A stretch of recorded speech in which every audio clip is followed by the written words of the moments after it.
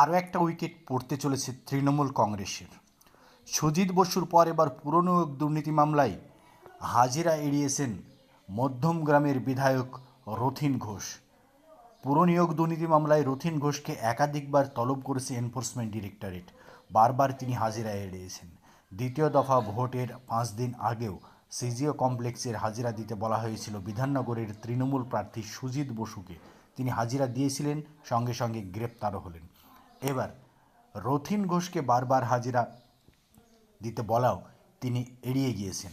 সেই খাদ্যমন্ত্রী রথীন ঘোষ, যার বাড়িতে তল্লাশি করেছিল ইডি, ম্যারাথন জিজ্ঞাসাবাদ করা হয়েছিল তাকে, তারপর ফের তাকে একাধিকবার তলব করা হয়, কিন্তু তিনি তদন্তে সহযোগিতা করেননি, বারবার হাজিরা এড়িয়ে গিয়েছেন।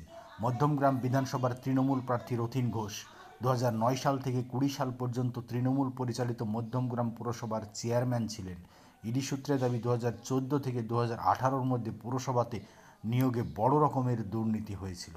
রথীন ঘোষ গত মাসে ভোটের আগে বলেছিলেন, একটু তো আনরেস্ট তৈরি করে দেওয়া মানুষের মধ্যে, সেই চেষ্টা করেছিলাম মাত্র। কিন্তু তার আড়ালে যে ব্যাপক দুর্নীতি তিনি করেছিলেন সেটা প্রকাশ করেননি। আর সেই তথ্য ইডির হাতে আসতেই এবার রথীন ঘোষের বিরুদ্ধে বড়সড় পদক্ষেপ করতে চলেছে এনফোর্সমেন্ট ডিরেক্টরেট। রথীন ঘোষের গ্রেপ্তারি শুধু সময়ের অপেক্ষা মাত্র।